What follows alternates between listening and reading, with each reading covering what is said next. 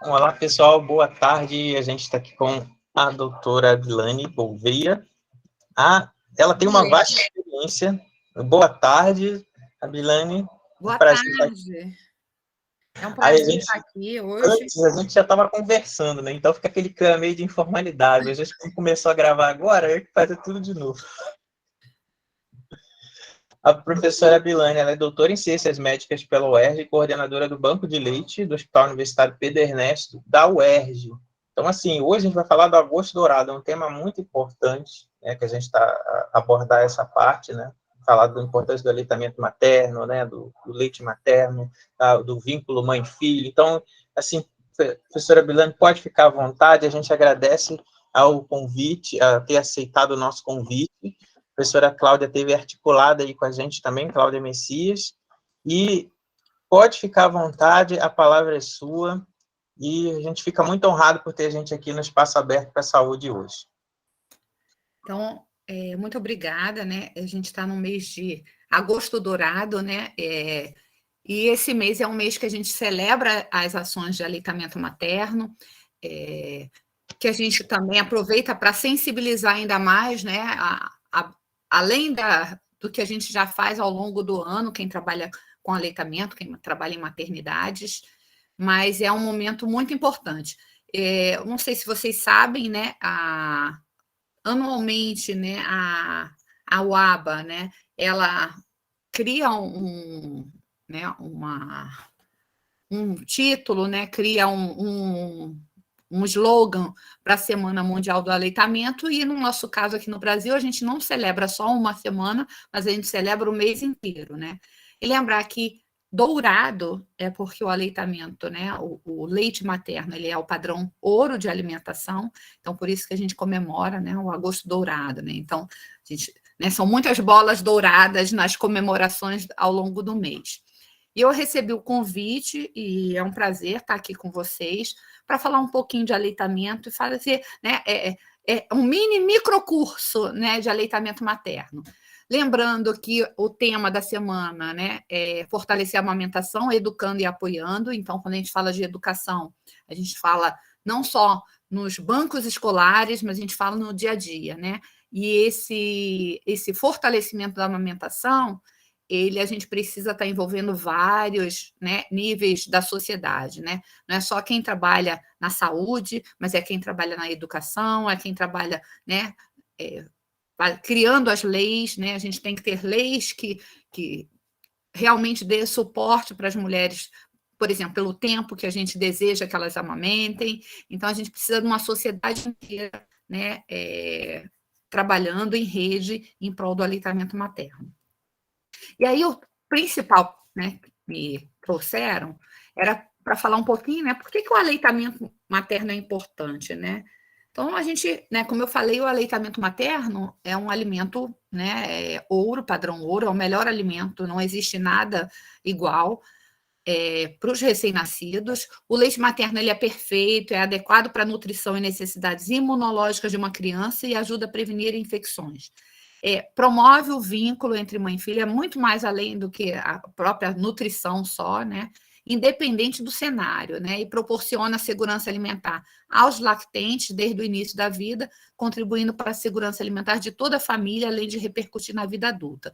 Hoje em dia, a gente cada vez mais tem mais pesquisas que mostram, né, que o aleitamento materno não é só, né, a questão da saúde da criança, ele é também, né, ele tem uma relação com a saúde da gente na vida adulta, né, com menos doenças crônicas. Então, a gente, né, se a gente puder já melhorar o nosso padrão, né, já instituir lá um QR Code, né, de saúde na nossa vida, melhor. Então, e o que é interessante, tem alguns nutrientes, né, alguns elementos dentro da composição do leite que às vezes a gente nem sabia e que, conforme vai avançando a tecnologia, a gente vai descobrindo. E aí, existem países que até estavam pegando aquele componente, né, e já patenteando como forma de que, daqui a um tempo, se aquele componente ali ele tiver algum efeito, né, num uso com um medicamento, alguma coisa, ele já, na verdade, já se antecipou na frente dos outros. Mas o aleitamento, ele é muito além de tudo isso que a gente fala em termos de nutrição. E aí, o que é importante, né? Quando a gente fala de aleitamento, como eu falei, tem que falar, né, em vários níveis da sociedade, mas na saúde, principalmente, a gente tem momentos importantes para a gente estar trabalhando aleitamento materno, né? A decisão da mulher por amamentar né? Às vezes ela já tem aquela decisão, às vezes até antes de ter o bebê, mas principalmente no pré-natal. Então, o trabalho no pré-natal, ele é um trabalho muito importante, né? E ele envolve algumas ações. Na minha época, eu já sou velhinha, na minha época de faculdade, a gente aprendia um monte de coisa que não é mais, né? É proscrito. Mas se vocês verem lá nas questões de prova, você já sabe isso? Está contraindicado. A gente acreditava na época que ter bico, né? Preparar o mamilo, né? Preparar a mama, era o que fazia a gente ter sucesso com o aleitamento. E que era uma mentira, né? A gente falava muito de a mulher tem que ter bico, como ela tinha que fazer com que o mamilo tivesse resistência, formar um bico, e na prática aquilo não fazia diferença nenhuma. Então, hoje em dia, a gente sabe que o importante, né, são as informações que a gente passa para essas mulheres, né? Que elas têm que ser precisas, factuais sobre a importância do aleitamento materno, que ela tem que ter, né? A gente tem que ter certeza que ela compreendeu aquelas informações no contexto específico, ela tem que ter confiança na capacidade dela de, como mulher, né, de amamentar, e é muito importante que ela também tenha uma rede de apoio nas intercorrências que ajudem essa mulher. Então, isso é básico durante o pré-natal. A gente também tem que pensar que a gente costuma, no pré-natal, que a gente quer dar todas as informações possíveis. E que, não só no aleitamento, mas em outras práticas da gente, a gente também tem que saber selecionar o que é relevante para aquele momento. Porque se eu der muita informação, aquela informação acaba ficando perdida. Então, tem que dar informações simples, de forma simples e de forma relevante. Então, resumir informações que precisam ser discutidas com as gestantes e com a família. O ideal é sempre estar trazendo a família para junto no pré-natal, né?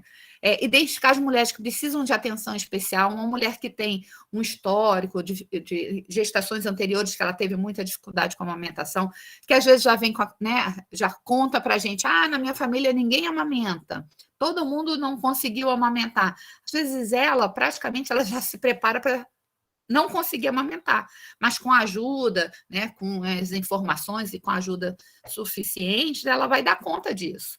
Então, informar sobre os direitos da mulher é importante durante o período da gestação e amamentação, né? A gente fala que são os cuidados amigos da mulher. Praticar habilidades de comunicação a serem usadas em conversas sobre aleitamento, que é o que eu falei. Não dá muitas informações. Não adianta a gente estar falando de quando ela vai voltar ao trabalho, se ela precisa de informações mais próximas naquele momento que ela está vivenciando. Inclui também, né, os cuidados amigos da mulher, né, sobre a humanização do parto e nascimento, né? A mulher não tem um sucesso com o aleitamento só pensando no aleitamento, é um conjunto de ações ali no pré-natal, né? Então a gente tem que falar do direito ao acompanhar, né, o acompanhante dessa mulher durante o trabalho de parto e nascimento, né? Até por lei, até o puerpério imediato, que vai até o 10º dia. Né, que essa escolha desse acompanhante é o acompanhante que ela deseja que fique com ela, né? Não é o que a equipe sugere para ela. A oferta de alimentos leves durante o trabalho de parto, né? A utilização de métodos, né, não farmacológicos de alívio da dor, né? Que ela tenha livre movimentação durante o parto, a adoção das... Então, ela tem que estar segura de como vai ser o parto, porque às vezes o medo é tão grande no momento do parto e que ela nem quer pensar em nada a não ser o parto. Então, isso também faz parte da nossa conversa com essa mulher para que ela fique tranquila. Se a maternidade, né, e aí depende de cada estado, tem uma legislação específica, aqui no Rio, né, a presença da doula, ela é comum nas maternidades, então, se ela quer uma doula, se ela perguntar, que a gente possa conversar, ou uma doula voluntária. Saber também que se o bebê ficar internado, né, se ela é uma gestante, né, que tem um risco maior desse bebê nascer prematuro, né, como é que é lá na UTI, né, o direito do pai ou da mãe permanecer junto com esse bebê, né, que a mãe e pai não é visita na UTI, né, e a importância da presença, né, da mãe nesse momento ali junto com ele nos cuidados, a vantagem do aleitamento materno, né, para a mãe, para o bebê, para a família, né, para a sociedade de uma maneira geral, e a gente inclui também a questão do meio ambiente, né, a mulher que amamenta, o que ela precisa de, né, no meio entre ela e o bebê. Mas uma mulher que vai oferecer uma fórmula infantil, tem a questão da cadeia de produção daquele produto, tem a questão, né, em casa, né, do consumo de água, consumo de gás, né, no que você vai esterilizar o material. Então, também tem uma repercussão para o meio ambiente, né? E os benefícios da amamentação exclusiva, né? Até o 6º mês, né? E aí depois complementada, e a vantagem dela amamentar até por 2 anos ou mais. A decisão é dela e do bebê, e aí né, não é opinião que a gente vai dar, né? A gente fala, em vez de dar opinião, né? Hoje em dia a gente vê aqueles memes, eu quero um Pix, né? Para cada opinião, um Pix. E é assim mesmo. A importância de colocar o bebê em contato pele a pele, a gente tem que falar com ela. E aí é importante que tudo isso que eu estou falando, na verdade, faz parte do plano de parto dessa mulher, né? Hoje em dia é preconizado que essa mulher, que a gente consiga discutir com ela no pré-natal sobre um plano de parto. E um plano de parto adequado, a gente está falando dessas outras práticas, dessas outras boas práticas de assistência ao parto, e aleitamento materno, né? Então, que o momento que esse bebê vai iniciar a amamentação, né? Então, ali no contato, da importância do contato pele a pele logo após, o direito, né, dela manter junto, desde que o bebê nascer até a alta dela em alojamento conjunto, claro que se for para UTI, as demandas da UTI. A gente conversa com essa mulher no pré-natal sobre pega, posição, sobre livre demanda, como ela vai retirar o leite do peito. Isso que vai dar segurança para ela, que lá na frente ela vai ter sucesso com o aleitamento materno, tá? Até como ela vai tirar, né, retirar, né, o leite da mama, se ela precisar oferecer para esse bebê. E a gente fala também um pouco sobre, né, os malefícios dos bicos, das chupetas e mamadeiras, né? Em geral, né, as maternidades elas não permitem a utilização desses apetrechos no momento da internação. A gente sabe que tanto os bicos, chupetas e mamadeiras, a gente vai falar mais à frente, eles acabam, né, interrompendo, né, atrapalhando, né, a pega dessa criança, né? E são produtos que acabam, na verdade, diminuindo o tempo de amamentação, né? Então, uma criança que usa chupeta, tem gente que consegue usar chupeta e amamentar, mas se você, né, for ver em termos estatísticos, a chance dela parar de mamar no peito é muito maior quando você usa bicos e chupetas, né? E aí a gente tem que sempre falar com ela de garantir um produto de excelente qualidade, né, autossustentável, né? E aí esse produto é o leite da própria mãe mesmo, né? Não há, mesmo que a gente ofereça um leite, né, do banco de leite, né, é importante. Mas para aquelas mulheres, né, que pode acontecer de ter alguma doença, alguma situação que seja uma situação de contraindicação absoluta da amamentação, que o produto que seja oferecido para o bebê seja um produto realmente aceitável, factível, né, acessível e sustentável. A gente tem que pensar, né, como é que ela vai receber aquele produto da melhor forma, né, com orientações já desde o pré-natal. E aí, né, no pré-natal a gente tenta dar uma pincelada em tudo isso. Já no momento do parto, né, a gente vai fazer o quê, né? Aquelas práticas que a gente conversou lá no pré-natal, né? A gente vai tentar implementar, né? E ela botar em prática o plano de parto, o que ela pensou, né? No trabalho de parto dela, né? A gente vai usar práticas que vão ajudar essa mulher, né? A se sentir competente, né? No controle da situação e apoiada e pronta para interagir com o seu bebê, tá? E aí é importante, nesse momento, né, garantir essas mulheres o que a gente tinha falado antes em relação a, né, o que era de direito, o que podia acontecer naquele momento do trabalho de parto, né? O acompanhante, né? Alguém que possa oferecer apoio físico, emocional para ela durante o trabalho de parto, né? a gente pode oferecer para ela, e aí tem a lei, né, que autoriza a presença do acompanhante, a questão, né, da presença de doula, se for à vontade, ou que ela tenha, né, equipe lá de enfermagem obstétrica trabalhando com ela, né, os métodos não farmacológicos, né? A oferta de líquidos e alimentos leves durante o trabalho de parto, né? Como eu falei, os métodos não farmacológicos também, porque o momento do parto é um momento, né, muito especial na vida da mulher. E se ele puder ser, né, cercado de boas lembranças, né, é o que a gente espera, né, e deseja que essas mulheres tenham. Então, garantir essas mulheres, né, um ambiente tranquilo, acolhedor, com privacidade, com a iluminação suave. A gente sabe que em determinados momentos, né, do trabalho de parto, essa mulher ela tem, né, passa por momentos que ela está mais extrovertida, né, e se movimentando mais, mas tem momentos que ela vai estar mais introspectiva. Incentivar essa mulher a andar, se movimentar durante o trabalho de parto, né? E tudo, né, conversado e dentro do que para ela é o que ela quer, né? Então, a gente vai assegurar, né, cuidados que reduzam procedimentos invasivos, né, que hoje em dia a gente já sabe que eles não são mais indicados como rotina, alguns procedimentos eles permanecem, eles têm suas indicações precisas, né? A episiotomia, né, na verdade, não é mais um procedimento de rotina, mas é um procedimento que, em algumas situações especiais, ele ainda vai ser feito, né, mas sempre com consentimento, com a informação para essas mulheres. E na sala de parto, né, e aí a gente vai para o momento, né, do aleitamento, que é garantir o contato pele a pele, né, sem interrupção, sem pressa, entre mãe e bebê saudáveis, né, e sem cobertas e roupas. O que eu digo cobertas e roupas é no contato pele a pele entre a mãe e o bebê, né? Por cima a gente precisa realmente botar um pano, a gente costuma colocar um gorrinho, porque um cuidado também que a gente tem que ter com o recém-nascido é prevenir a hipotermia desse recém-nascido, né? Você imagine que ele estava lá dentro do útero, numa temperatura, né, bem agradável, quentinha, e vai para uma sala, né, de parto, uma sala cirúrgica, que, né, o padrão às vezes é 24 graus, né, que é fria, e a gente tem também uma prática, às vezes, diminuir, né, aumentar a temperatura da sala, para que ele, no momento que ele sai, ele encontre uma temperatura mais próxima da temperatura que ele estava dentro do útero.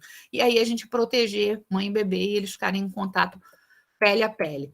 Tanto no parto, né, vaginal quanto na cesárea, né? Não é porque é um procedimento cirúrgico que a gente vai, né, fazer com que esse momento tão importante ele não aconteça. Então, a gente precisa estar valorizando tanto no parto vaginal quanto no cesáreo.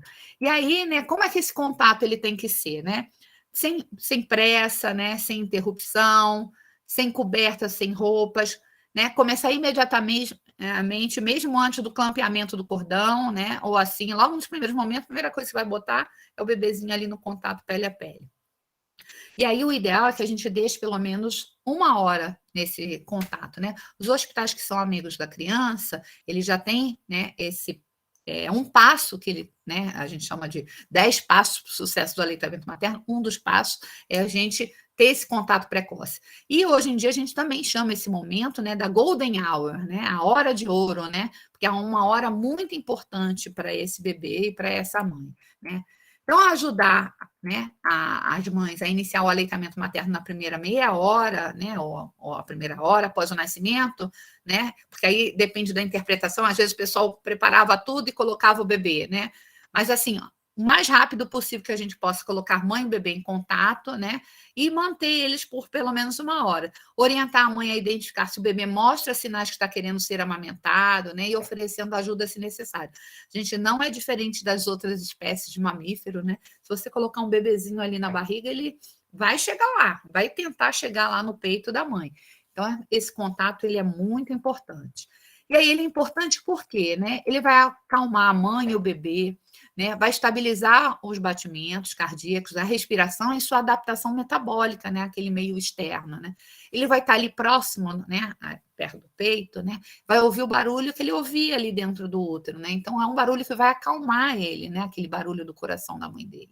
né? Vai manter o bebê aquecido com o calor do corpo da mãe, né? Vai reduzir o choro do recém-nascido e da perda de energia, que eu falei, né? E o estreitamento do vínculo afetivo entre mãe e bebê. Então, já ali, né, a gente está começando a estimular o vínculo entre mãe e bebê, né?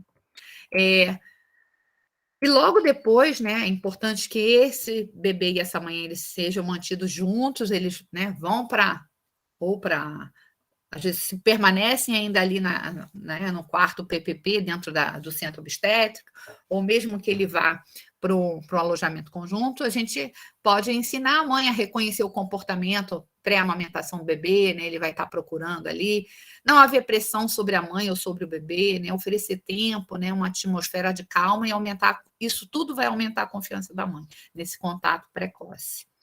E aí, né, mãe e bebê estando bem, eles vão para o alojamento conjunto, né?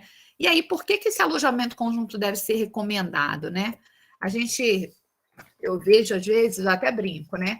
Que às vezes algumas maternidades privadas vendem o serviço, né? Como se fosse uma coisa do outro mundo, o bebê fica lá no berçário, porque na verdade em maternidade pública não existe berçário, a gente chama a UTI neonatal, ou ele está com a mãe em alojamento conjunto. Berçário seria um local de crianças sadias, mas que não se justifica mais, o bebê tem que ficar com a mãe.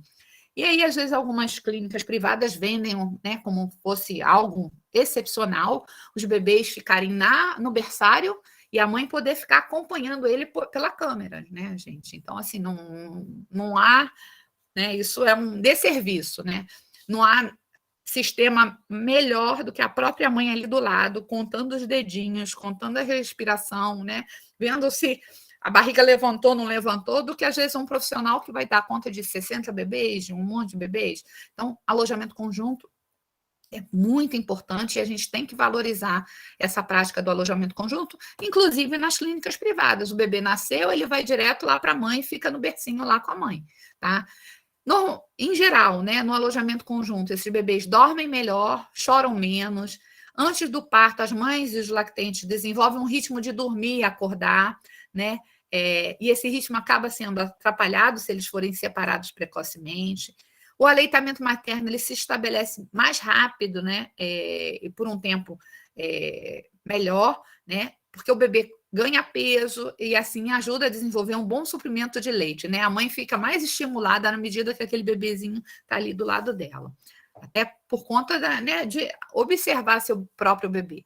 As mães ficam mais confiantes em cuidar dos seus bebês, é um momento muito importante para que ela tenha essa confiança, que ela aprenda a dar o banho, aprenda a cuidar, aprenda a reconhecer alguns sinais do bebê nas primeiras horas, né, no primeiro dia.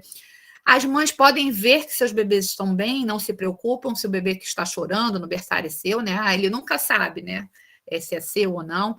O bebê é exposto a menos infecção quando fica com a sua mãe e promove o vínculo entre mãe e seu bebê, mesmo que a mãe não amamente. Então, assim, o fato, a gente fala de alojamento conjunto, independente se a mãe vai amamentar ou não, né? Esse cuidado, né? Esse primeiro momento é muito importante, né, para você consolidar o vínculo entre os dois. E incentivar o aleitamento sobre livre demanda, né? E aí, o que é livre demanda, né? Quando a gente fala de livre demanda, né, é aquela amamentação que o próprio bebê vai impor seu ritmo, né? Em geral, a livre demanda, eu vou ter mais colostro, maior proteção contra a doença. E aí é muito importante, gente, porque é comum as pessoas, ela não tem leite, não, ela só tem colostro. Colostro é leite, é aquele leite inicial, um leite poderosíssimo, né? Porque ele tem, né, maior fator de proteção, é como se fosse uma vacina para o bebê. E uma outra coisa, não sei se vocês estão me vendo, eu só estou vendo a tela. O estômago do bebê, gente, é pequenininho. O colostro é um volume pequenininho, mas o estômago do bebê também é pequenininho. Então, é o que é adequado para a capacidade gástrica do bebê, né? Então, o colostro, ele faz com que o bebê ganhe mais rápido peso, propicia esvaziamento do peito e maior produção de leite, né? Menos icterícia neonatal, na medida que esse bebê, né, ele mama mais, menor possibilidade de peito, né, empedrado, que a gente chama engurgitado. Mãe aprende a responder ao bebê, ela começa a perceber mais rápido os sinais que o bebê, né, ele dá. Menos choro, portanto, menos tentação para suplementar, né? O choro do bebê é um problema. As pessoas, quando o bebê está chorando, né? Todo mundo quer ajudar, todo mundo tenta intervir, e a mãe fica muito nervosa, porque, na verdade, todo mundo pergunta a ela o que ela fez ou o que ela não fez. Então, ela fica muito nervosa. Então, é um momento, né, que não é o melhor para você estar alimentando o bebê, né? A gente tem que aprender também a falar com as mães sobre como que ela vai reconhecer que o bebê dela está com fome, né? E era uma prática que a gente não falava. A gente falava, né, de outras coisas, mas não falava. Né, parece óbvio, né? Ah, quando é que você vai botar o bebê para mamar, né? E que a gente chama hoje de reconhecer os sinais de fome e saciedade do bebê, né? Então, ela tem que aprender. Quais são os sinais, assim, que vocês... A maioria, quando a gente pergunta assim, qual é o sinal de fome? Dá de mamar? Qual o momento que o bebê sinaliza que ele quer mamar? Aí todo mundo, choro, né? Mas não é o choro. O choro é um dos últimos sinais que o bebê está dando para a gente, de dica, que é assim, eu estou querendo mamar, mas ninguém me entendeu, eu vou chorar. E aí ele já está mais irritado, e aí fica mais difícil, às vezes, né, até botar o bebê para mamar naquele momento, né? Então, os sinais de fome, né? Todo mundo já viu, né? Quem não já viu o bebezinho, né, com o reflexo fisiológico que ele tem de busca, né, de procurando com a boquinha, né, o peito da mãe. A gente às vezes bota o bebezinho no colo, né, é uma visita, e aí o bebê quer mamar o seu braço, porque ele está procurando. Ele está dizendo ali, ó, eu tô afim, ó, já tô querendo mamar. Então, são coisas que a gente tem que ficar atento, e a mãe também, né? Ele abre a boca, às vezes ele fica com a língua, fica esticando a língua, né? Vira a cabeça para procurar a mama, começa a mexer, faz sonzinhos, né, suaves, né, barulhinhos, chupa, morde as mãozinhas, né, mexe o lençol. E aí, se ninguém perceber que ele está dizendo ali, ó, eu estou querendo mamar, aí ele vai para os sinais tardios de fome, que aí sim, é um choro alto, aí já fica se curvando as costas, na hora que a gente vai pegar ele já está irritado, né? Então, em geral, nesse momento, né, que esse bebê está mais irritado, normalmente a gente tem que segurar ele, acalmar ele antes de colocar ele para mamar, tá? Então, os bebês muito calmos, e também a gente tem que ficar atento pelo seguinte, também pode ter o oposto, né? Bebês muito calmos, né? Que a gente tem que ficar atento para os sinais que ele apresenta de fome, né? Senão ele apresenta sinal de fome e depois dorme, né? E aí ele pode não mamar, né? De uma forma, né, que seria eficaz para ele, e ele às vezes pode também, né, alguns bebês né, com situações especiais, né, bebês muito pequenos, bebês muito grandes, eles precisam, e que tem um risco maior de hipoglicemia, a gente tem que estar mais atento. Aí sim a gente vai estar sempre, se a gente não perceber, a gente vai colocar ele para mamar, porque a gente sabe que ele tem um risco de hipoglicemia. Mas os bebês, de uma maneira geral, só você identificar esses sinais, né, tanto os iniciais quanto os tardios de fome, é o suficiente, tá? E aí, né, as pessoas ficam, né, muito nervosas nesse momento que o bebê, né, começa a reclamar. Sinais de saciedade, eu também tenho que entender, né, quando que o bebê está dando sinais que ele está bem, né, que ele mamou, né, porque aí a gente costuma ouvir as mulheres falarem assim, poxa, mas o peito não é transparente para eu ver quanto que ele mamou, né, eu não sei, será que é o suficiente? Então, a gente tem alguns sinais que a gente também conversa com a mulher sobre que o bebê, né, o corpo do bebê, o bebê expressa isso para a gente, né? Então, no início da mamada, os bebês, né, normalmente ele está tenso lá, com fome, né? E aí você percebe, às vezes, até a mãozinha está fechada e tal. Aí, na medida que ele vai ficando, né, saciado, até a mãozinha vai abrindo, o corpo vai ficando mais relaxado. Então, é uma forma de você perceber, né? E a maioria dos bebês, ele larga a mama quando ele está satisfeito, né? Alguns continuam ainda sugando um pouquinho e até adormecem e a gente tira ele do peito, né? Então, a gente também tem que explicar para a mãe, né, que ela deve esperar o bebê terminar de mamar, né, antes de oferecer a outra mama, ou assim, ele deu a pausa, eu posso oferecer a outra mama, né? Eu sei que é meio controverso a questão no final da mamada tem gordura, e não, né? Hoje em dia a gente sabe que tem gordura ao longo da mamada também, mas é importante ela perceber que a mama está mais vazia, né? E aí, né, na medida que eu esvazio aquela mama por completo e vou para outra mama, isso também vai ajudar, né, na produção, no estímulo da produção de leite, né? Em relação aos padrões, né, de alimentação, Tem bebês que mamam em períodos curtos, outros mamam em períodos longos, mas às vezes eles conseguem tirar a mesma quantidade de leite. Se a gente fosse fazer uma enquete aqui, né, mesmo que colocasse a mesma quantidade de comida, alguns comem rápido, outros comem mais lentamente, mas a gente consegue retirar, né, o leite que a gente precisa. Lembrar que as mamadas noturnas são muito importantes para o estímulo, né, adequado da produção, e às vezes, né, tem o ideal é que essa mulher amamente exclusivamente, mas às vezes tem eu ia falar um capetinha, né, que vem lá, sei lá da onde, e dá uma opinião, às vezes, de que, não, tira só mamada, dá só uma mamadeira à noite, né? Primeiro que a gente não vai oferecer mamadeira, porque a gente já comentou, né? Eu nem expliquei ainda, a gente vai falar mais à frente, por que né, os bicos interferem. Mas se eu der outro produto que não o leite materno, principalmente naquela mamada noturna, eu vou interferir com toda a questão da produção, né? Esse leite, esse outro, né, alimento, ele vai demorar mais para ser digerido, então dá uma falsa ideia de que o bebê está mais satisfeito, mas na verdade é a digestão que é mais lenta, né? É como se a gente comesse todo dia uma feijoada, né? E depois fica lá caído, né, com sono.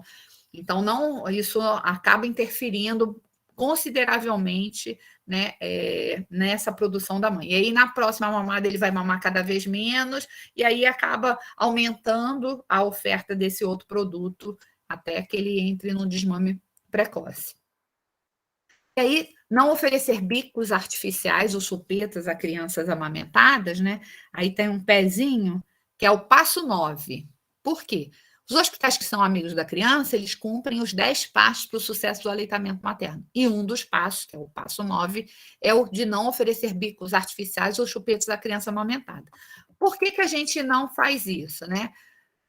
Porque a forma de sugar o peito é completamente diferente da sucção na mamadeira, né? A gente tem a impressão, antigamente a gente achava, mas o bico da mamadeira é grandão, aí eu vou botar só, fazer um furinho. Não é a força que ele tira. A forma de sucção é completamente diferente.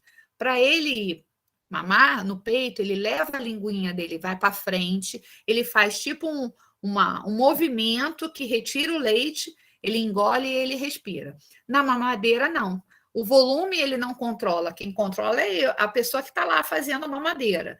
E aí ele tem que levar a língua dele lá para trás para evitar, né, se engasgar e deglutir uma grande quantidade de leite ao mesmo tempo. A quantidade de leite fica solto ali na boca, né? Então, esse movimento diferente da língua acaba interferindo. Aí tem alguns bebês que a gente chama que faz confusão de bico. Por quê?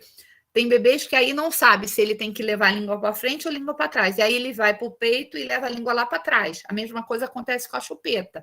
E aí ele fica, aí a mulher interpreta, ele não quer mais mamar, ele fica, não faz nada. Eu boto ele no peito, ele não movimenta. Quem não já viu, por exemplo, às vezes a insistência... Oi, fale. Oi, pode falar. Alô? Oi? Não, eu acho que não tinha ninguém falando, não, professor. Não, alguém falou Abilene. Aí eu... gente, desculpa. Eu ouvi direitinho, aí eu achei que alguém estivesse querendo falar. Pode ter sido um eco. Tá. Meu mesmo, né? E aí, em relação a essa forma diferente, né, da posição da língua, ele acaba largando. A mesma coisa quando vai, às vezes, oferecer a chupeta. Quem já tentou oferecer uma chupeta para um bebezinho muito pequenininho, assim, é muito comum. Você coloca na boca dele, ele cospe. Cospe por quê? O movimento, né, natural do bebê pequenininho é levar a língua para fora. Então, ele, né, qualquer coisa ele acha que vai mamar. E aí ele bota a língua para fora. E aí ele acaba largando. E aí, às vezes, a pessoa fica insistindo, né? E aí aquela forma de segurar a chupeta acaba sendo, né, também um padrão diferente dele trabalhar com a língua dele e acabar, de alguma forma, interferindo na amamentação. Então, assim, não há extração suficiente de leite e o bebê passa a chorar mais na medida que ele não consegue, né, botar a língua da forma que ele tem. E aí ele começa a perder peso e aí acaba desistindo, né, a mulher acaba entrando com outra forma. Então, olha só a imagem. Essa onde está a setinha é a língua, né? E o mamilo, quando esse bebê abocanha, né, aquela região da areola, tal, ele vai, ocupa, ele até cresce ali dentro da boca. Então, o leite já cai exatamente onde precisa cair. Até o risco dessa mulher, desse bebê engasgar, é muito menor quando ele mama no peito, tá? E aí, o uso de chupeta, como eu falei, pode modificar a posição dos dentes também, vai prejudicar a fala, né? Tem crianças que não já viu, a criança fica até grandinha, né? Com a chupeta o tempo todo na boca, né? Então, o uso prolongado também pode provocar um respirador bucal, aquela criança que respira, né? Na verdade, que ela acaba interferindo, né? Na anatomia da boca, né? No palato, né? No céu da boca, e aí essa criança acaba sendo uma criança que respira pela boca, que tem maior dificuldade, que às vezes vai para a escola, às vezes no período que ela, né, ela cresce, né? E aí ela vai para a escola, tem dificuldade, às vezes também chega na escola, dorme, porque ela não consegue dormir, às vezes, adequadamente na cama, quando fica totalmente deitadinha, porque teve alterações, né, da parte da boca dela, e aí interferiu também na respiração, tá? A mamadeira e a fórmula infantil, a limpeza, né, é mais um problema, né? Que se ela não é adequada, ela pode trazer riscos para essa criança. As mãos, né, se não forem lavadas também antes do preparo, como eu falei, a água, eu tenho que ter atenção para a água, os utensílios. Então, tem uma série de riscos de contaminação, tanto, né, no preparo do leite artificial, quanto, né, dos apetrechos que eu uso em relação a isso. O leite em pó é muito caro, e aí não é uma questão só de preço, gente, é de qualidade mesmo. Eu não vou ter, assim, o leite materno, ele oferece tudo o que o bebê precisa, e não existe nenhuma fórmula infantil que chegue perto, né, de todas as propriedades que o leite humano oferece para o bebê. Então, assim, mesmo que fosse o mais caro que tivesse, mas ainda não consegue, né, superar, né, as propriedades e as vantagens do leite humano. Então, a gente tenta também, até em função disso, né, eliminar todas as mensagens que podem induzir o uso de outros leites ou mamadeira. Quem não já viu, né? A gente vai num shopping, aí um local que é para mãe e bebê, aí é uma mamadeira ou uma chupeta, né? Então, hoje em dia, a gente está tentando também modificar a cultura, né? De que mamadeira e chupeta, que o bonequinho, né? Que a boneca venha com a mamadeira, né? E aí, para a gente tentar ver se a gente consegue, né, tirar, né, do nosso dia a dia esses apetrechos.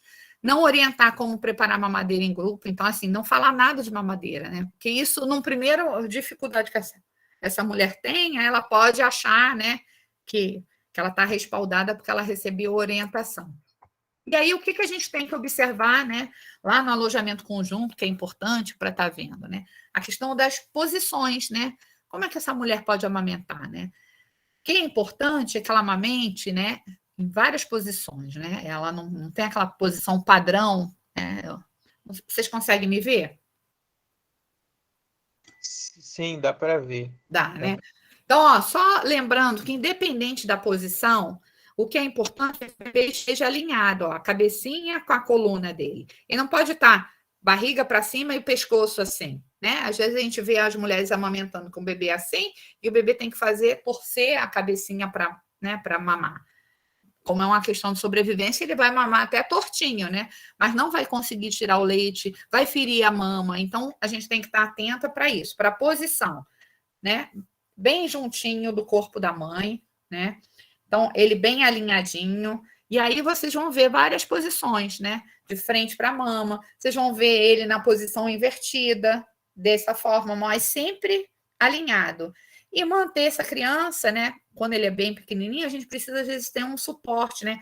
Ou tem mulheres que usam aquelas almofadas, você pode usar travesseiro, tem várias outras coisas que você pode colocar ali para dar conforto para a mulher, né? Não precisa comprar uma almofada de amamentação. Você bota um travesseiro, também vai fazer o mesmo efeito, para ajudar ela a manter. O importante é que ela fique com o bebezinho alinhado, tá? De frente, de lado. Essa posição aqui, ó, dá para ver onde eu estou mexendo? A setinha? Sim, sim, dá para ver, dá para ver. Então, essa posição a gente chama de posição de cavaleiro. É o quê? Ele fica como se ele estivesse sentadinho. É uma posição muito interessante para crianças que são mais hipotônicas, porque o bebê, às vezes, que tem um bebê com síndrome de Down, ele tem mais hipotonia. Então, às vezes, para mamar, ele, né, a boquinha às vezes fica mais abertinha, a gente pode segurar a mama e, ao mesmo tempo, com o dedinho tá aqui, ó, né? Colocando assim. E ajuda ele a ficar mais ativo, né? Mais acordadinho nessa posição também. É importante, além, né, da posição dele estar alinhadinho, a gente está favorecendo a pega, né? Como é, né, que a gente pode favorecer a pega?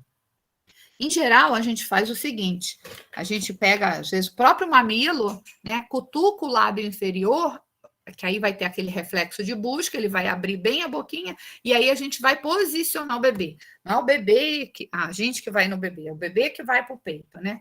E aí, em geral, quando ele está, né, com a boquinha bem aberta, que ele abocanha essa região aqui da areola, né? E aí alguns chamam boquinha de peixe. Hoje em dia o pessoal até nem sempre é boquinha de peixe, mas tem que estar com a boquinha bem aberta. Mesmo pertinho, gente, mesmo pertinho, o nariz não encosta no seio, né? Ele não está encostado, ó, está livre. Dá para ele respirar, né? Porque um problema que a gente tem é que as mulheres querem afastar o nariz do peito dela. E aí, quando ela coloca aquele dedinho, quando ele está bem agarradinho assim, gente, ele faz tipo um vácuo, né? Eu falo que parece um desentupidorzinho de pia, né? Que ele gruda bem aqui.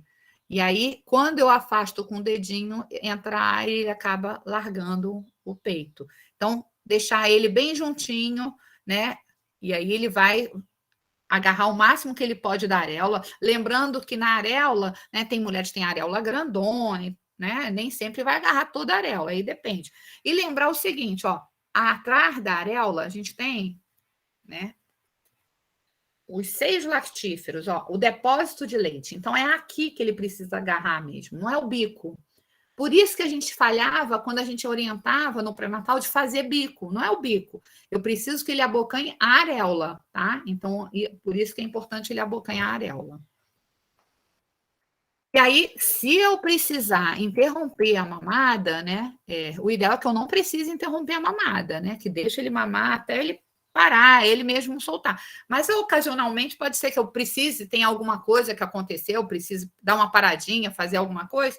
Aí eu vou com um dedinho no cantinho da boca, e aí eu vou colocar ali, aí ele vai meio tentar abocanhar meu dedinho e ele vai soltar. Por quê? Algumas mulheres, às vezes, na hora que retira o bebê do peito, machuca. E aí acaba machucando e depois acaba interferindo com a amamentação, tá? E aí é uma das práticas. E aí pode acontecer, né? E aí eu vou falar que eu falei que no pré-natal a gente tinha que falar, né? Que a gente precisa fazer com que as mulheres também aprendam a retirar o leite do peito, né? Por que eu preciso que ela aprenda a retirar o leite do peito? Pode ser que ela precise sair, pode ser que a mama esteja muito cheia. E uma coisa que interfere diretamente, às vezes, a pega do bebê, gente, é que eu tenho que manter essa região aqui, ó, o mais flexível possível. Se ela tiver muito dura, o mamilo até some. Como é que o bebê vai abocanhar ali? Então, às vezes, eu preciso aprender a retirar um pouco de leite para que eu mantenha essa área mais flexível. Então, como é que eu vou fazer essa retirada de leite, né? Eu posso fazer ou por expressão manual, né? Com a minha própria mão, fazendo, que é bem legal e aí é importante, porque aí eu não preciso de nada, ou posso fazer com a expressão com a bomba. Só que a bomba ela tem alguns fatores que dificultam, mas, na verdade, o mais importante é que essa mulher continue amamentando, né, e que ela faça no jeito que fique melhor para ela, né, que ela, se ela decidir por bomba, que ela receba orientação adequada para que use uma bomba mais adequada, sobre a higienização da bomba, mas acaba, né, se ela não se ela usar uma bomba de uma forma inadequada, vai provocar mais desconforto, a bomba possibilita mais risco de trauma mamilar, né? A piora dos traumas mamilares na medida que ela já está ferida e eu vou tentar com pressão, né, retirar aquele leite. Então, eu preciso, e além da questão da limpeza, né, de toda a higienização que o uso da bomba necessita. Já a expressão manual, eu não preciso de nada, é mais econômica, menos traumatizante, menos dolorosa, tem várias vantagens. Então, a gente tem que ensinar a mulher a fazer, até que ela aprenda a fazer a massagem, né, e a ordenha manual, e aí depois, se ela precisar, ela, pelo menos, em algum momento, ela saiba como fazer. Então, em geral, quando a gente vai retirar leite, a gente sempre vai iniciar com uma massagem nessa região da mamilo areolar. Por quê? O leite, vocês já ouviram falar de mama empedrada, né? A pessoa fala, mama empedrada. Mas quem já teve a oportunidade de tocar uma mama cheia de leite, parece pedra mesmo, fica durinha. Por quê? O leite, ele é um líquido semiplástico. Quando o leite fica paradinho ali na mama, ele fica igual um gel. Aí a mama fica toda dura, né? Então, eu preciso desse movimento da massagem para mexer ali naquelas células e tornar ele mais líquido. Então, por isso que eu sempre faço a massagem. E aí, eu vou começar a massagem nessa região, tá? Algumas situações que eu preciso, antes de fazer massagem, estimular o reflexo de ocitocina. A ocitocina é aquele hormônio que, quando eu boto para o bebê, eu nem falei nisso, né? Que uma das vantagens também de botar o bebê para mamar na sala de parto é que, quando o bebê mama no peito da mulher, né, libera ocitocina, que também vai ajudar na contração uterina. Então, vai até prevenir hemorragias, que é uma das causas de mortalidade materna, né? Se não é a primeira, é a segunda, né? Cada ano oscila entre primeira e segunda, mas é uma das 3 principais causas de morte materna. Então, eu preciso, às vezes, que a mama está tão engurgitada, tão dura, que ela já teve um bloqueio da ocitocina, né? Do reflexo da ocitocina. Então, você não consegue tirar nada. E aí, como é que eu faço para estimular esse reflexo da ocitocina, né? Às vezes, uma massagem nas costas, algo que dê uma tranquilidade, e que essa mulher, depois, na medida que ela está mais relaxada, e ela vai começar a liberar ocitocina, e o leite vai começar a drenar, tá? E aqui, ó, vou ampliando essa área da massagem, e aí, na hora de apertar, eu vou colocar o indicador e o polegar no limite da areola. Deixa eu botar aqui minha mama cobaia. No limite da areola, eu fiz lá a massagem. Aí aumentei, fui para o outro lado, né? Como se fosse dissolver mesmo a área. E aqui, ó, vou para trás e pum, e vou apertar e soltar, tá? Pressionando em direção ao tórax. E aí também posso modificar o local que eu vou fazendo essa expressão. Posso assim, que é o mais comum, mas eu não, também é importante eu fazer desse jeito, para ir liberando leite de outros segmentos da mama, tá? Eu posso usar esse leite para aproveitar para a utilização, né, se ela for sair e tal, e aí o ideal é eu preparar um vidro estéreo, né, para estar condicionando esse leite, tá? E aí eu fervo, se eu não tiver já um vidro estéreo, eu posso ferver ele, né, boto, né, esse vidro de maionese, só tem cuidado, né, de tirar, às vezes, o papelão que tem aqui atrás da tampa de plástico, boto numa panelinha, boto a tampa por baixo para ela não ficar boiando e boto o vidro. Deixo lá aquecendo. Depois de 15 minutos de fervura, de 15 a 20 minutos, eu desligo e aí eu posso tirar, deixar um paninho limpo e deixar ele com a tampa, né, com o vidro emborcado até escorrer tudo, e aí eu posso aproveitar esse vidro, tá? Quando eu faço isso, se for para eu aproveitar para o bebê, o ideal é eu tentar manter as características mais próximas do leite, saiu do peito para o uso. E aí é importante usar uma máscara ou uma fralda, né, prender o cabelo, lavar as mãos antes, né, manter as unhas limpas, né? Se for algum profissional de saúde que for fazer essa ordenha, aí a gente tem que estar usando luva, né, e outros EPIs, como até o óculos, dependendo né, de como a extração tá. Vai desprezar os primeiros jatos antes de iniciar a coleta no leite no frasco, e aí eu vou começar a ordenhar e vou colocar. Depois, se eu for guardar esse leite no congelador, eu vou só anotar a data e a hora. A primeira coleta vai ser padrão e eu posso encher esse vidro com outras coletas, e aí eu posso usar outros frascos, só não posso tirar aquele do congelador. Posso esterilizar um copo ou um outro frasco, e aí acabei de tirar, vou lá no congelador, posso botar em cima do que eu já tenho lá, mas com a data da primeira coleta. Eu posso deixar se for para uso nosso em casa, né? Eu posso guardar por 15 dias. E lembrar que não encho totalmente o frasco, eu deixo mais ou menos 2 dedinhos antes de completar o frasco, tá? Porque na medida que esse leite congela, né, ele pode quebrar o frasco, tá? E aí eu posso botar lá 15 dias no congelador. Se for para usar logo depois, por exemplo, eu posso deixar 12 horas na geladeira, tá?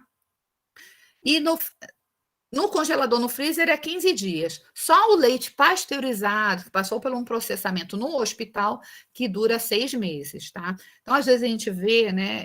Eu tenho visto muitas blogueiras vendendo, né, a questão do estoque do leite por mais do que 15 dias, mas o leite ele passa por um processo de rancificação. O nosso, né, nossa rede de bancos de leite, gente, é a melhor do mundo, né? A gente exporta conhecimento em relação à rede de bancos de leite.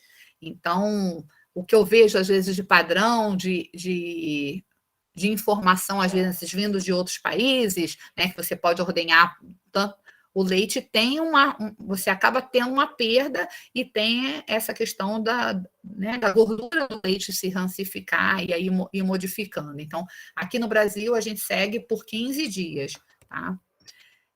Esse armazenamento, o ideal é que a gente deixe ele, né, em um local que não tenha muito contato com outros alimentos, principalmente alimentos que produzem odores. O leite ele tem uma característica né, de fixar o cheiro que está na geladeira. Então, isso acaba, se for um leite que vai ser encaminhado para um banco de leite, a gente vai precisar, às vezes, até desprezar esse leite em função do cheiro, então tentar evitar ao máximo. E se for dar, a única preocupação você tira do congelador, vai dar no dia seguinte, você bota na geladeira. Só a quantidade que você vai dar para o seu bebê, que você tenta só não dar gelado. Você vai pegar um banho-maria desligado, né? Vai descongelar esse leite em banho-maria desligado, só, na verdade, amornar assim por fora, só para não dar gelado, tá? Se for para armazenar, para você voltou para o trabalho, aí você vai tirar no trabalho, você vai tirar leite no trabalho e vai levar para casa, sempre levar, que a gente faz isso, né? Mantendo a cadeia de frios. Aqui está a proporção de 1 para 1, mas na verdade a proporção é de 3 gelox, né? Que é esse, né? Esse produto aqui que a gente congela, né? De 3 para cada frasco de leite, tá? E aí, como oferecer o leite para o bebê, aí, né, de forma variada. Ou o copinho, que é muito interessante, é fácil de dar, o copinho 360. Isso aqui não é uma mamadeira, gente, até a imagem aqui está aparecendo, mas é o quê? É uma colher dosadora, não sei se vocês já viram. Tem algumas pessoas, é uma colherzinha que você coloca o leite e aí você vai dar de colherzinha para ele. Tá?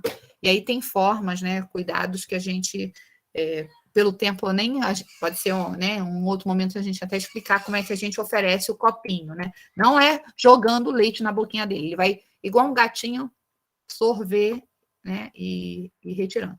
A gente pode doar esse leite, normalmente, né, em todos os estados tem redes, né, de coleta de leite domiciliar, e é importante. E lembrar das principais intercorrências que eu tenho com aleitamento, né? Lembrando que os tipos de mamilo têm a ver com o tipo de trauma que eu tenho. A gente chama fissura, tudo quanto é machucado no peito, mas é um tipo de machucado, né? Que acomete mais nos mamilos que são protrusos, né? Aqueles com um biquinho mesmo, né? Que é o mais comum.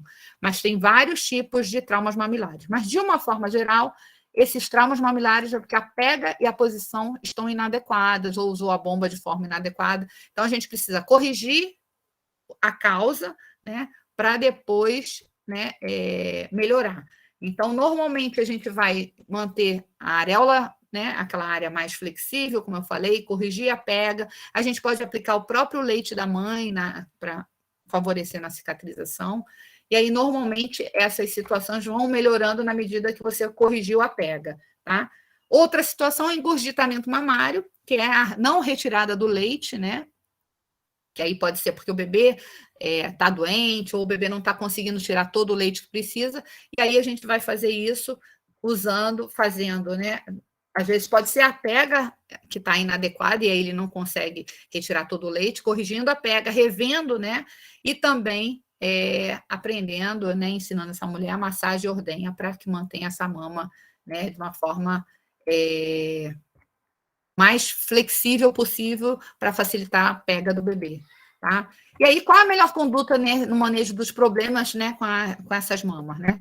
É evitar que ocorram. Então, se eu puder já estar falando tudo isso com ela antes, ensinando, né, com certeza esses problemas eles não vão acontecer com tanta facilidade. Pessoal, perguntas. Deixa eu tentar sair daqui. Muito obrigado, doutora Bilene. A gente tem algumas perguntas aqui. É um tema muito importante, muito relevante. No início falou mini curso, acho que foi um mega curso, né? Eu tentei correr. Chegamos lá do pré-natal, chegamos, né? Passamos pelo alojamento conjunto, aí já chegamos até tipos de mamilo. Eu acho muito interessante, assim. As perguntas que foram colocando aqui. Eu agradeço novamente a professora doutora Bilane e a Bilene, acho que estou falando errado o nome, tá vendo? É a Bilene. É a Bilene, mas eu me corrigi, deu tempo. Aí eu estava só destaquei aqui algumas coisas que são importantes a gente lembrar, né? Que o leite materno é o alimento mais completo, né, que existe e seguro, como a Bilane colocou, é o padrão ouro, né? E as repercussões que esse aleitamento exclusivo e o vínculo mãe-filho vai trazer para a criança, no crescimento e desenvolvimento dela, né? Eu acho isso muito importante. Aí, já emendando aqui, a gente teve algumas perguntas que eu fui pedindo ao pessoal deixar aqui. A Tayane Batista veio agradecer o pessoal aí que participa do nosso projeto, Espaço Aberto para a Saúde UF, né? É um projeto que ele reúne vários outros projetos, inclusive o Penso, que está acontecendo com essa atividade pelo projeto de ensino. Então, o Espaço Aberto é um projeto grande que ele envolve ensino, pesquisa e extensão, e hoje a gente teve a convidada, a professora doutora Bilene. Então, a gente teve aqui pessoas hoje participando em Nova Iguaçu, São Paulo, Ceará, o estado do Ceará, várias cidades, né? A gente teve também da Bahia, São Paulo, agradecer a participação de vocês. A Tayane fez uma pergunta aqui, qual a diferença do parto normal e do parto cesárea no início do aleitamento? Há algum impacto na produção de leite? Ela fez essa pergunta. De uma certa forma, existe, por exemplo, se esse procedimento cirúrgico, no caso da cesárea, ela tenha sido marcada, por exemplo, né? Não teve para o bebê, ele não sabia nem que ia nascer. Então, né, o start do mecanismo fisiológico da lactação, né, não aconteceu. Ele, em determinado momento, né, decidiram lá por ele que foram tirar. Iam tirar esse bebê. Então, isso tem uma demora, assim, na prática a gente percebe uma demora. Mas quanto mais rápido você estimula, e aí por isso que é importante também na cesárea, a gente colocar pele a pele, né? Porque com a saída da placenta, esse start acontece, e aí quanto mais rápido a gente, né, ajudar mãe e bebê colocando os dois juntos, mais rápido esse processo vai acontecer. Mas é muito comum a gente perceber que às vezes há uma demora em função do organismo não entender que não foi algo fisiológico. É diferente de uma mulher que estava em trabalho de parto que evoluiu por uma complicação e foi para uma cesárea. Mas quando é uma cesárea eletiva, né, o organismo às vezes tem uma demorazinha em responder. Tem outra pergunta? Tá fechado. O microfone está fechado. A Ana Beatriz fez uma outra pergunta aqui. Qual a idade que o desmame é considerado precoce? Olha, precoce, se eu fosse falar precoce antes dos 6 meses, né? Depois, com a oferta de outros alimentos, e aí, né, às vezes o bebê se interessa mais por outro, né? Tem outros e mama menos, tal, mas antes dos 6 meses sempre é precoce. Isso que é preconizado, né? O aleitamento exclusivo até os 6 meses, depois vai inserindo, né? Com tem os 10 passos que você tinha falado do aleitamento, também tem os 10 passos da alimentação saudável, né? Que vai um complementando o outro. Isso. E o que é importante, o próprio leite materno, ele prepara para a entrada da alimentação complementar adequada, né? O sabor do leite, ele vai se modificando no finalzinho do 6º mês para favorecer a introdução desses outros alimentos. Assim, a natureza é perfeita, gente. A gente interfere nela à toa. O Caio Sardinha, ele fez uma pergunta aqui sobre o desenvolvimento de uma criança amamentada por mamadeira. E uma criança amamentada no peito, se há diferença, se tem diferença no crescimento e desenvolvimento dessa criança. Olha, o que pode acontecer pode ter em termos do tamanho, sim. Se oferecer mais farinha, né? Porque às vezes não é só leite que oferecem, né? Às vezes engrossam, pode parecer que é um bebê mais gordo, mas não quer dizer que ele é mais saudável. Então, nem sempre, né, o fato de ser mais gordinho, ser maior, ser grandão e tal, tem a ver com uma questão saudável. Então, tem que ter, né, um conjunto. E as curvas de crescimento mostram isso, né? Então, hoje em dia, até tem um trabalho todo em termos das curvas de crescimento adequadas para as nossas crianças, né? Brasileiras, né? Que mamam no peito, né? Às vezes a gente esperava muito, achava que a criança não estava crescendo, mas, na verdade, com uma curva que foi feita em cima de outra forma de alimentar o bebê. Então, pode ter diferença, mas não quer dizer que um não seja, né? O que eu posso dizer é que no leite materno, com certeza, ele é muito bem saudável. Ah, com certeza, porque ali está tudo completo, né? E aí a gente pensar, imagina, o colostro, né? Isso. Eu até fico brincando, fazendo piada com os sorvetes, né? Que se chama colostro. Aí eu chamo que tinha que ser o sorvete Mac Colostro. Ia ser bom para criança. Isso, e aí e tem de farinha. comprovação, né, científica da inteligência, de várias coisas. Eu não posso falar sobre a mamadeira. Eu não posso dizer que é uma criança que mama mamadeira, ela não vai ser inteligente. Não é isso, gente. O que eu posso dizer é que uma criança que mama no peito, né, as chances dela ser mais inteligente, as chances dela ser mais saudável são muito maiores. Com certeza, que vai encher de farinha, né? O farináceo, o bebê industrializado. Então, a Thaís, ela fez uma pergunta que também é interessante. O filho largou o peito com 4 meses. Isso atrapalha o desenvolvimento dele? Acho que você já respondeu, mas, assim, essa questão, clareando um pouco a pergunta da Thaís, existe isso da criança largar o peito? Ou tem alguma coisa nesse processo aí que está meio confuso ou atrapalhada? Em geral, ele não larga, né? Ele fica doido, ele não quer soltar o peito. Mas, às vezes, né, pode ter a introdução de algum outro alimento. Lembrar que não é só a questão de oferecer outro leite. Às vezes, água, né, suco. Às vezes, as pessoas acham que... não, mas eu não estou dando outra comida, eu estou dando suco. Como se eu estivesse só dando um extra. Até água de coco, uma vez eu ouvi. Isso não é extra, gente. Qualquer outro produto que eu ofereça para um bebê, né, nessa fase que ele só deveria mamar, eu estou tirando o espaço para que o leite materno ocupe. Então, vou estar dando menos leite. Modifica o paladar, né, do recém-nascido. Ele vai querer aquilo que tem um gosto mais forte. Aqui, a Amanda fez uma pergunta: o uso da almofada de amamentação ajuda? Ajuda. A almofada ajuda porque você mantém a criança, principalmente um recém-nascido.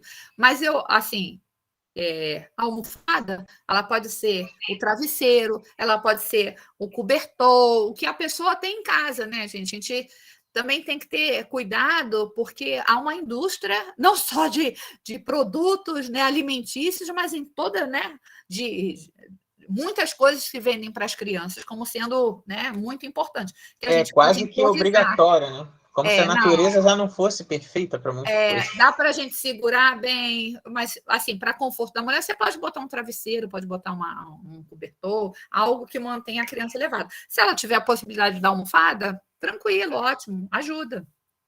Ana Paula, ela fez uma pergunta aqui que é interessante, também tem a ver com a experiência dela e com o finalzinho da sua palestra, onde você fala sobre o bico do peito, né? E ela fala aqui que o filho dela nasceu prematuro e disseram que o meu bico do peito não era adequado à amamentação. Quando ele voltou para casa, ele só quis peito. Que bom, ele era esperto. Então não era essa coisa de bico não adequado, né? Você até explicou sobre a pega correta, a auréola, né? Tem que envolver tudo. Eu acho isso muito interessante, muito bem colocado. E aí a gente teve elogios aqui demais, né? A gente falando que o nosso SUS é muito bom, a Vanessa colocou Isso é muito legal a gente lembrar que nós somos referência em várias coisas, né? Quando a Bilene fala, né, dos nossos bancos de leite, também do nosso sistema de saúde. Então, viva o nosso sistema de saúde, graças a profissionais como a Bilene e outras pessoas que estão envolvidas, a gente consegue dar esse cuidado, né, e atenção de qualidade, né, para a população. Aí a Daniele fez uma pergunta se a mãe ainda está no período de amamentação, mas aí eu não entendi essa pergunta aqui. Vamos ver aqui, ó. É sempre bom poder contar com esses temas, né? A professora, aqui a Letícia fala, professor, o teste da linguinha também é importante após o nascimento para que a sucção seja eficaz durante a amamentação? Na verdade, tem uma lei hoje em dia que coloca a questão do teste da linguinha, mas, na verdade, antes de ter o teste, os bebês já mamavam, né? E a gente já identificava, quem trabalha realmente com a amamentação, já identificava algumas situações que poderiam atrapalhar. Mas só tem que ter cuidado, porque, às vezes, né, práticas, às vezes, que são para, de alguma forma, facilitar as situações que a gente pode ver de anormal, às vezes vira como se fosse algo, né? As pessoas começam a errar, às vezes, na avaliação. Padrão, né? Querer sempre buscar aquilo ali. E aí a gente vê, às vezes, um número enorme de crianças sendo submetidas, às vezes, a procedimentos que não deveriam, né, ser feitos, que se tivesse uma avaliação adequada, né, e se tivessem sido acompanhadas. Mas ele é um teste que ajuda realmente. Sim, até fiquei um pouco na dúvida, né? O pessoal também queria saber o que é esse teste da linguinha. O teste da linguinha, né? Alguns locais, né, o pessoal fala, o teste da língua presa. Né? Lembra que eu falei que o bebê, para sugar, ele tem que trazer, né, para ele retirar o leite, ele precisa projetar a língua para frente. Então, um bebê que tem um freio da língua curto, por exemplo, a língua não projeta para frente. E aí, essa criança pode não conseguir retirar todo o leite que ele poderia retirar, porque ele não consegue projetar a língua fica presa mesmo, né? Você vê, até se você for procurar uma imagem, a língua fica parecendo um coração, que no meio fica presa, e aí fica aquele desenho de um coraçãozinho mesmo, bem imagine no copinho, né, Bilene? Deve ser impossível. Isso, e aí, eu estou falando de um caso mais extremo, né? E aí, esse bebê, às vezes, ele machuca o mamilo da mãe, porque ele tenta, né, compensar isso. E aí é um caso, né, que o teste da linguinha vai ajudar, né? Ele vai ter o padrão lá dele e vai ser percebido que ele tem uma alteração, e aí ele é indicado para fazer, né, a cirurgia, né, o cortezinho lá, né, ou por laser, ou pela técnica que for, que vai liberar. E aí, na medida que liberar, ele vai ter maior facilidade para sugar. Sim, a gente já está aqui com o tempo estourado. Vou só fazer mais umas 2 perguntas, tá? Mas o pessoal muito interessado nesses temas que tem, quanto tem saúde da mulher e da criança e adolescente, tem muitas perguntas, né? Aí aqui a gente praticamente respondeu isso aqui de certa forma, né? E uma outra pergunta eu vou fazer na mais para deixar mais claro para vocês, né? Por exemplo, essa da linguinha, muitas pessoas poderiam não saber. Quando o bebê acaba de nascer, é normal não querer mamar? A Valnice Mouzinho pergunta. Então, o que pode acontecer é porque a gente também cria fantasia de que ele vai lá agarrar e vai mamar, mamar, mamar, mamar. Lamber, né? A amamentação naquele primeiro momento, a gente já pode considerar quando ele lambe, né? Quando ele faz, né, de uma forma mais suave, também é o início da amamentação. Não necessariamente ele vai agarrar e vai, né? Então, às vezes, pode ter interpretado isso de uma outra forma, o fato dele só ter lambido e tal. O que pode interferir, por exemplo, é se a mãe usou algum medicamento durante o trabalho de parto. Um medicamento, um analgésico, alguma outra coisa, também vai ter um reflexo em relação ao bebê no momento que ele nasce. Então, a gente tem que estar atenta também. Ou se eu fiz algum procedimento, retirei aquele bebê dali, fiz algum procedimento e demorei para voltar, ele também acaba sendo mais lento nessa resposta. Então, mas não querer mamar é difícil. Assim, Pode até cansar também, né? A não ser que ele tenha um problema clínico, aí é diferente, entendeu? Mas, em geral, interpretar que só ele ter, né, lambido e tal, também é uma forma dele ter iniciado a amamentação. E a Valnice também fez uma pergunta aqui sobre a frenectomia, que acho que tem a ver com a língua presa que a gente falou. Ela perguntou se existe um momento ideal, qual uma fase de meses, ou se tem algum momento que é ideal fazer a frenectomia. Quando é indicado, né, aí o ideal é que você faça o mais precocemente possível, porque aí vai estar atrapalhando o aleitamento mesmo, né? Então, se tem uma repercussão no aleitamento, aí o ideal é que você faça precocemente para corrigir. Agora, existem graus de situação, né, em relação ao freio. E aí nem sempre é adequado que você faça, nem sempre tem uma indicação de que você faça, né? Mas é isso que tem que ser observado. Mas se é uma indicação absoluta, o ideal é que faça mais, porque aí vai repercutir, você vai ter uma resposta, né, bem positiva em relação a como esse bebê está mamando no peito, em seguida, né? Olha, a gente agradece muito, professora Belene Gouveia, foi fantástica, assim, coordenadora do Banco de Leite da UERJ, uma experiência vasta que a gente aproveitou muito aqui hoje.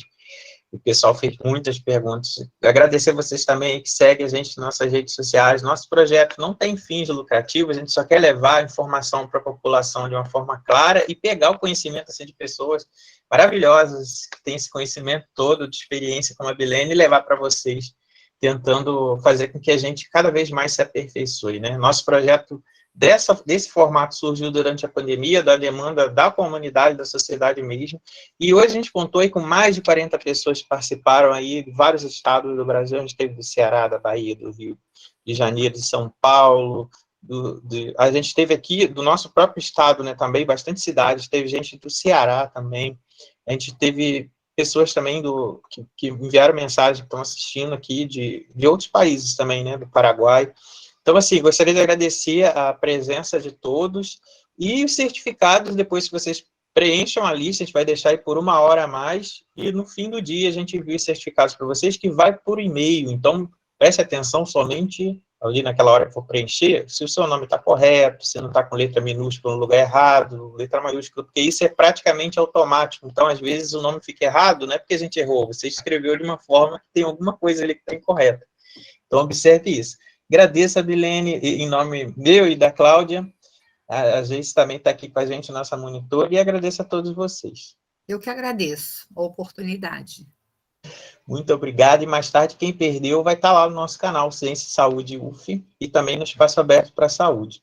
Então, agradeço, pessoal, boa tarde, e qualquer coisa, é só deixar os comentários na nossa rede social ou no vídeo, que aí a gente vai sempre pegando os temas que vocês sugerem, e uma das sugestões foi da professora Bilene, que está aqui hoje com a gente.